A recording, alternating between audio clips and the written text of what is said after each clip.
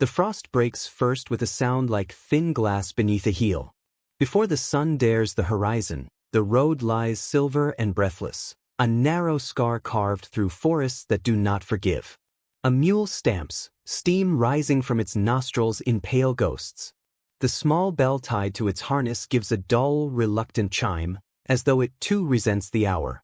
Beneath woolen cloaks stiff with cold, the caravan stirs, men rubbing sleep from their eyes, hands cracked and reddened, boots pressing last night's ashes into the damp earth.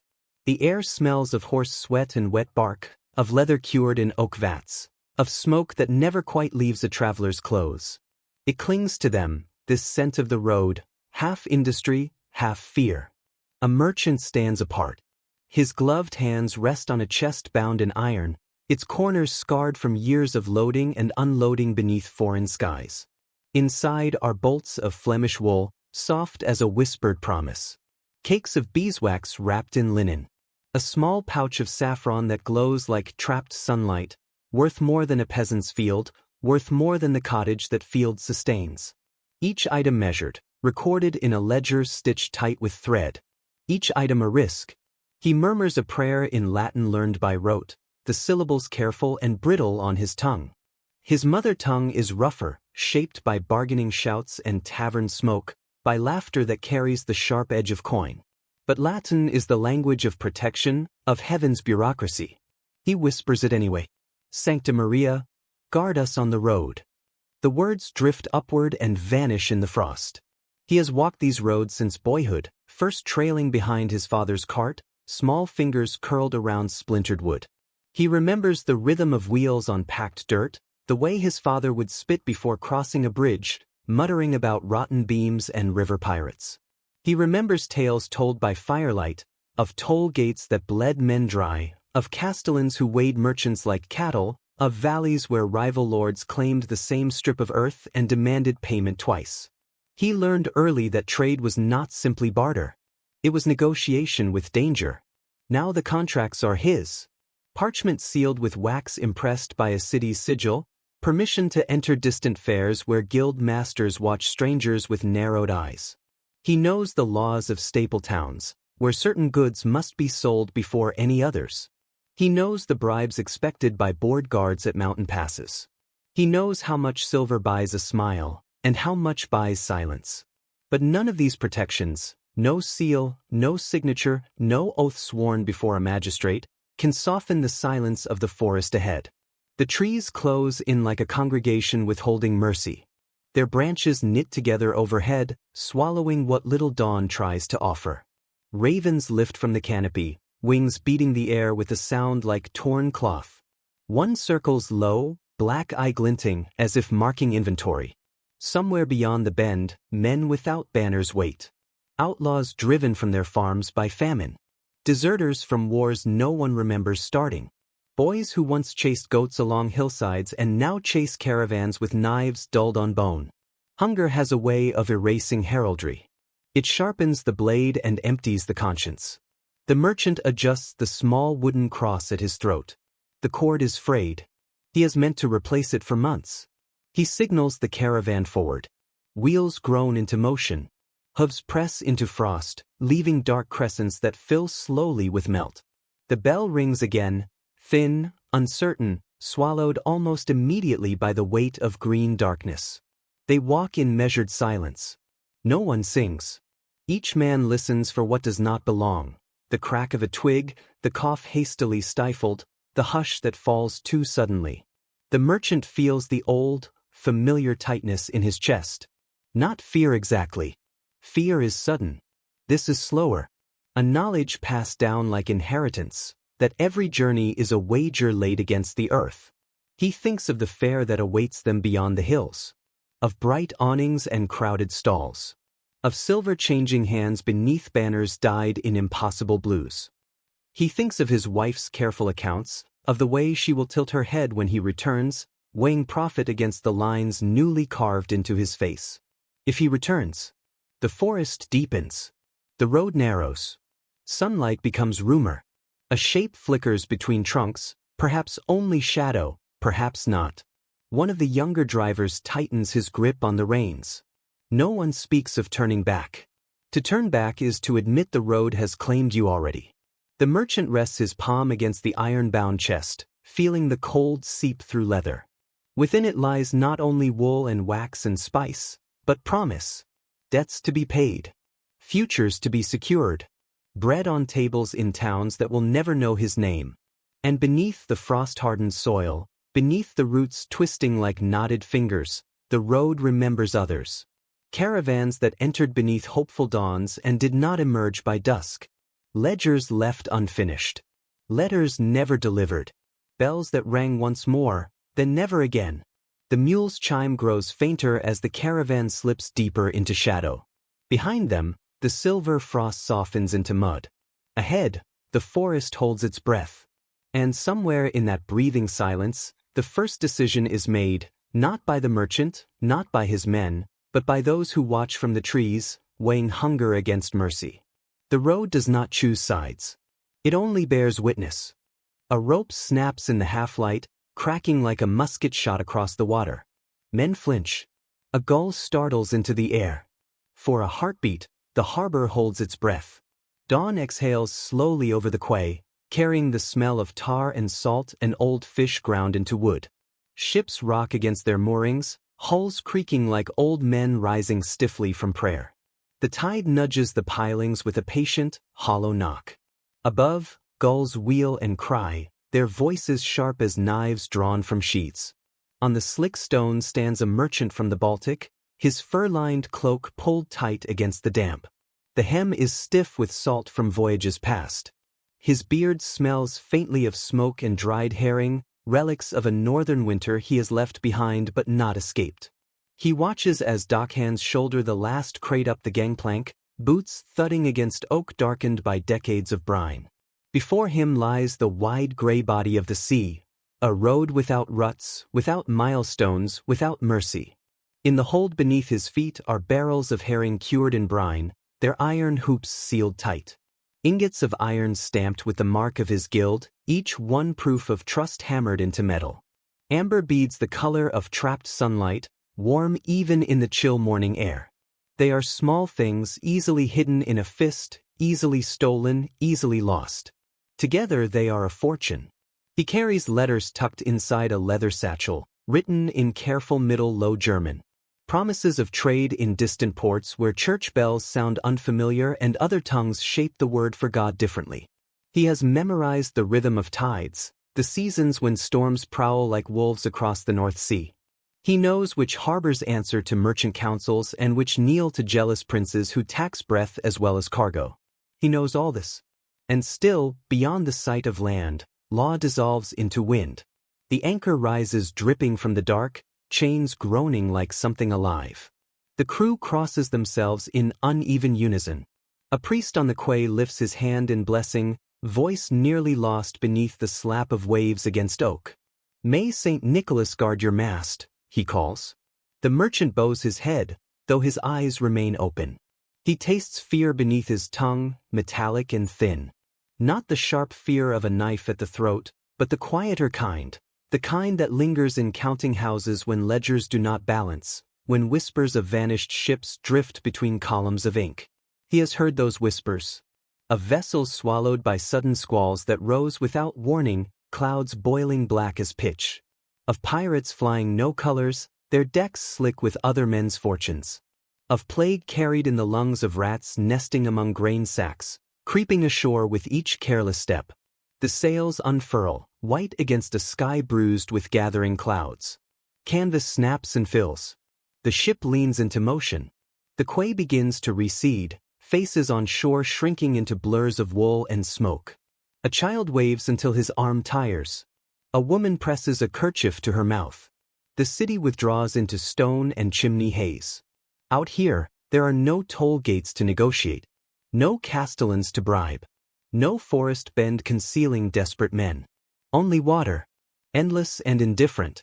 The merchant moves to the rail as the harbor mouth opens before them. He watches the last strip of land narrow to a dark thread. He thinks of the forest roads he once traveled, the frost cracking beneath wheels, the sense that danger waited behind trunks and hedgerows. On land, threats had faces. On land, you could bargain. At sea, the enemy is distance.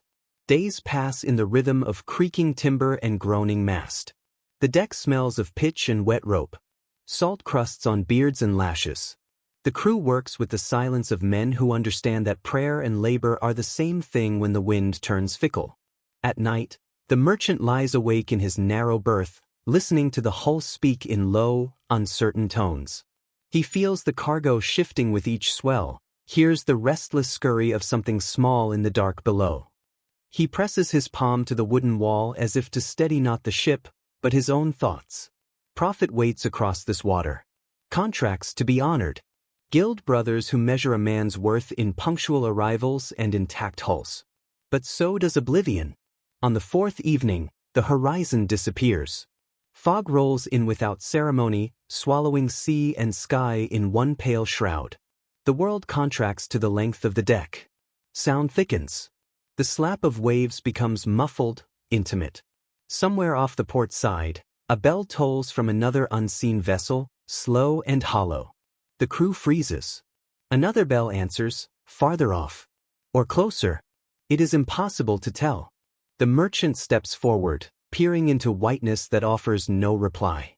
In this blindness, every story he has ever heard presses close. Ships colliding in silence, hull against hull, men thrown into black water with no shore to swim toward. He grips the rail until his knuckles pale.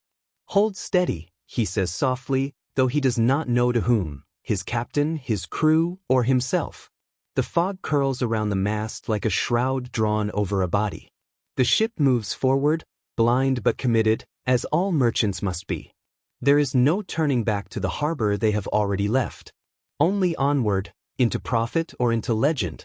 And somewhere beyond this wall of white, beyond fear and salt and creaking wood, another coast waits, its towers faint against the coming storm, its markets restless for goods that may never arrive. A man screams, and the wind steals the sound before it can reach another throat. For a moment, the caravan does not stop. It cannot. To hesitate beneath a rising desert sun is to bargain with death. The cry fades into the vastness, swallowed by sand that remembers no footprints for long. Dawn spreads like molten copper across the horizon. The desert awakens without mercy. Light spills over dunes shaped like the ribs of some ancient beast, bleaching the world into bone and fire. Camels groan as they rise, their long shadows trembling across the sand. Leather straps creak. Clay jars knock softly together. The air already tastes of dust. The caravan moves forward like a procession of penitent souls, each step sinking, sliding, enduring. Bales of silk from the east are bound in tight rolls, their colors hidden beneath coarse coverings. Indigo dye sleeps inside sealed jars, dark as a midnight sea. Spices packed in small chests breathe their perfume into the heat, cinnamon sweet and woody, clove thick as incense, pepper sharp enough to sting the eyes and linger at the back of the throat. Even here, surrounded by emptiness, the cargo insists on life. At the front rides the merchant, his face wrapped in linen against the grit-laden wind. Only his eyes show, dark, watchful, calculating the distance between one horizon and the next.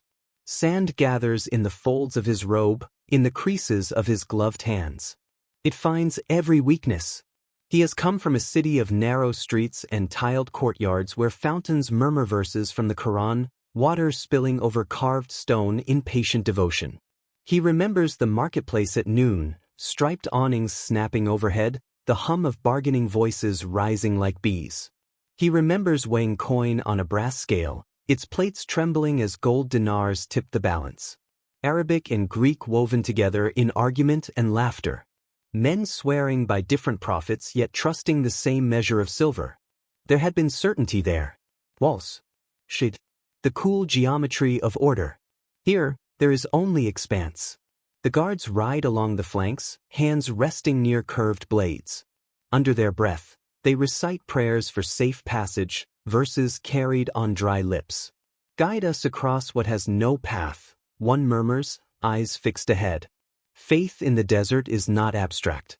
It is a ration measured as carefully as water. Caravanserais lie scattered across this wilderness like fragile islands in a hostile sea. walled enclosures of stone and timber, wells sunk deep into grudging earth. Between them stretches a silence that tests the mind. Each sanctuary is a promise, walls against bandits, water against oblivion, but reaching it requires surrendering to the open.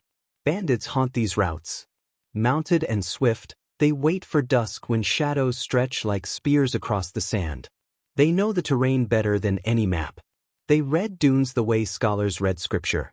Empires claim dominion over these trade roads, Byzantine tax collectors at one end, Seljuk patrols at another, local emirs demanding tribute in the name of protection.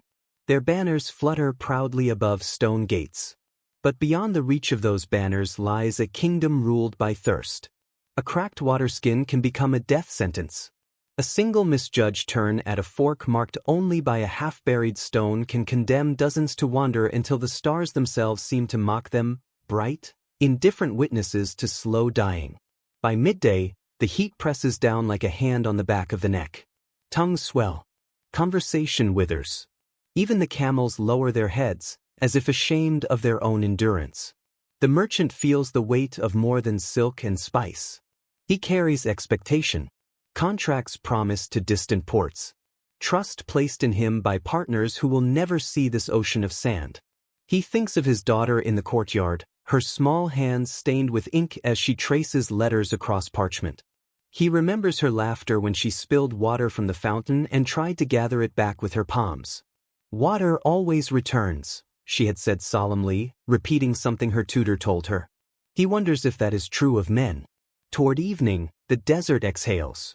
The heat withdraws, leaving behind a brittle chill.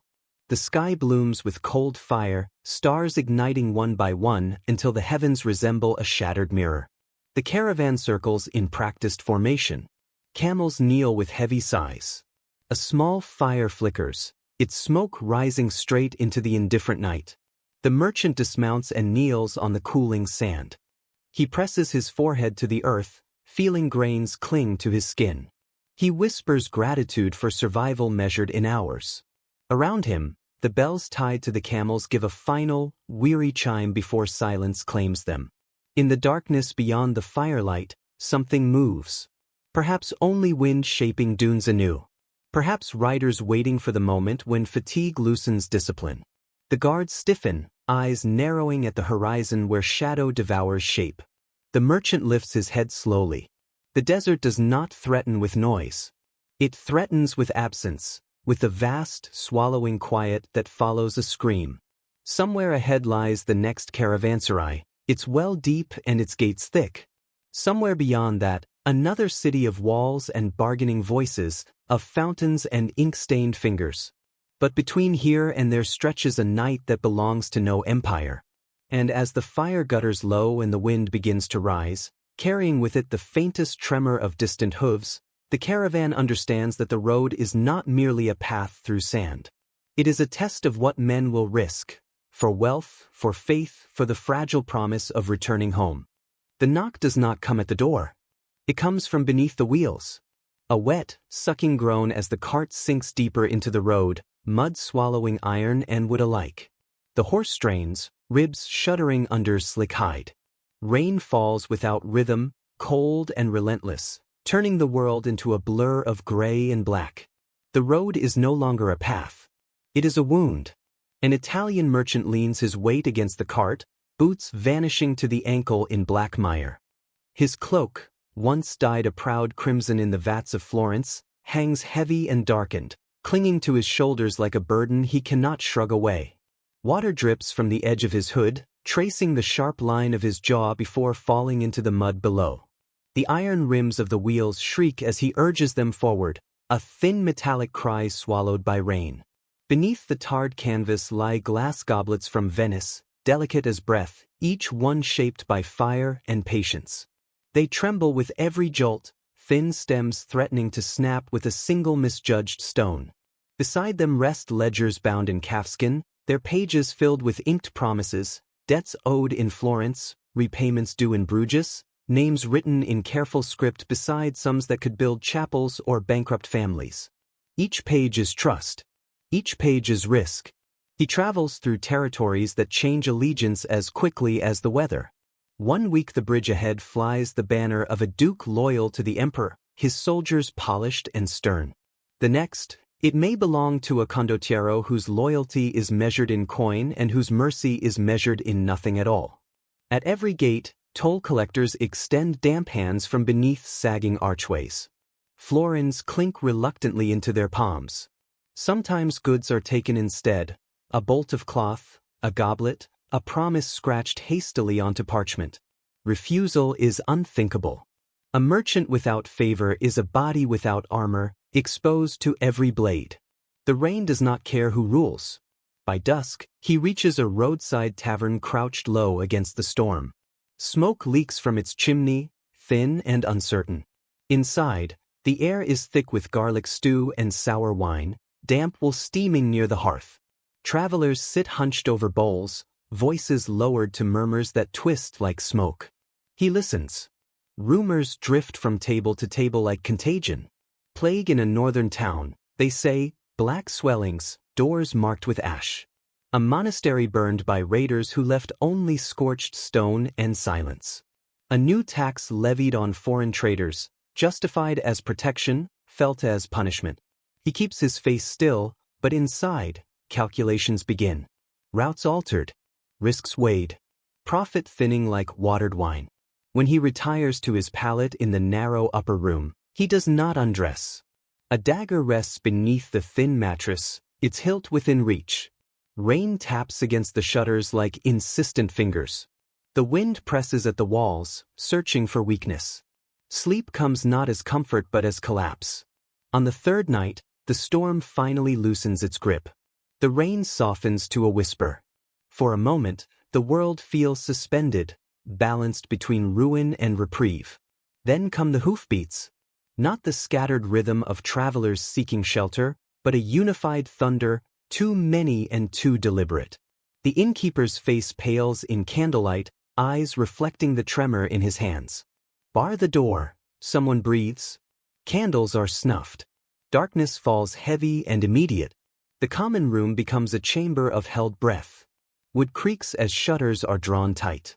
Outside, the hoofbeats circle, slow and predatory. The merchant stands in the dark, one hand pressed to the wooden chest that holds his accounts. He feels the solid weight of it beneath his palm. Numbers and ink. Promises and obligations.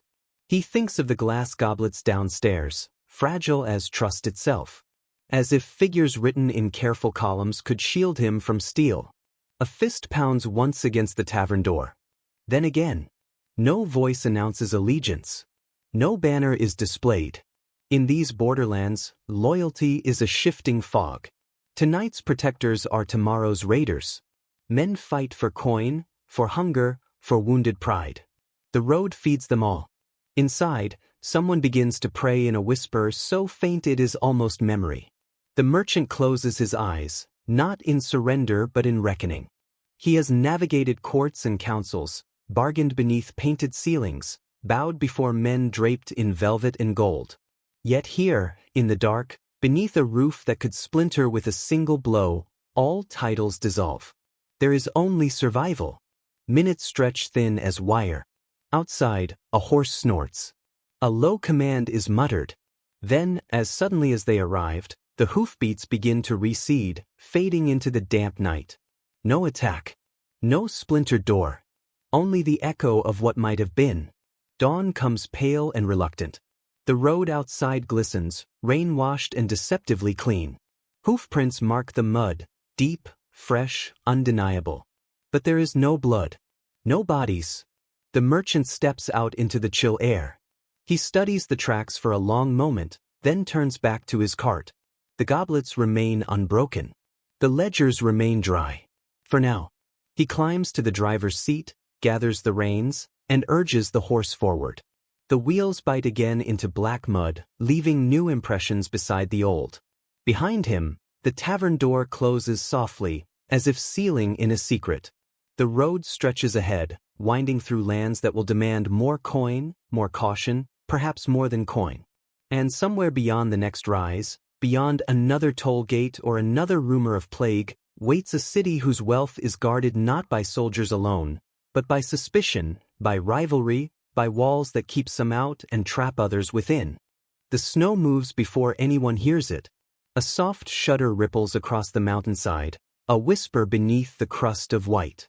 One of the horses jerks its head, eyes rolling, breath bursting into the frozen air. For a heartbeat, the world holds still, balanced between silence and catastrophe.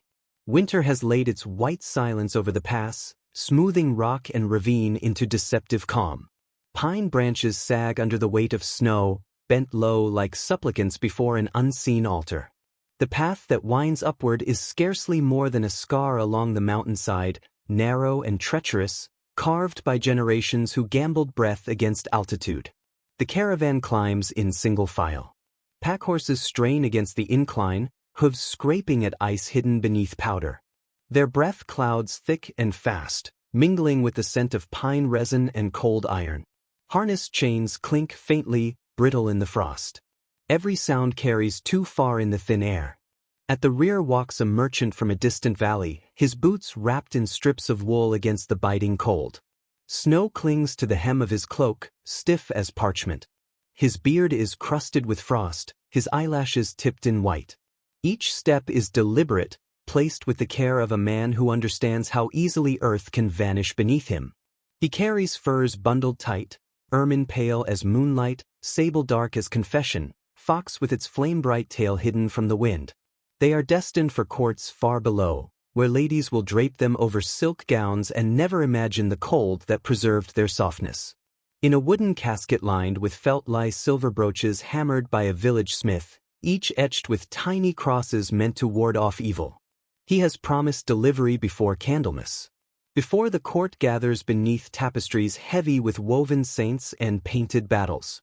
Before spiced wine warms noble throats and roasted boar is carved beneath chandeliers of antler and wax. Delay means contracts broken. Failure means shame that will cling to his name like smoke that never washes from wool. In the valley he left behind, his wife will be watching the mountain line each evening, measuring his absence against the dwindling stores of grain. His son will ask when the firs will buy new seed, when silver will mend the roof before spring rains. These thoughts walk beside him more faithfully than any guard. The pass is notorious. Avalanches fall without warning, a sudden surrender of snow and stone that buries men and beasts beneath a white shroud. Wolves trail caravans at a distance, gray shapes slipping between trees, their howls threading through the night like sorrowful hymns.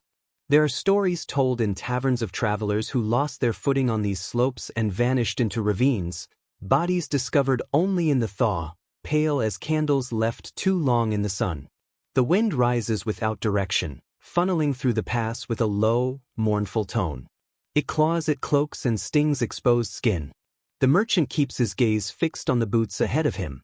To look down is to imagine the drop. To look up is to see how much farther there is to climb. By dusk, the sky bruises into purple and iron gray. Shadows gather in the hollows between rocks.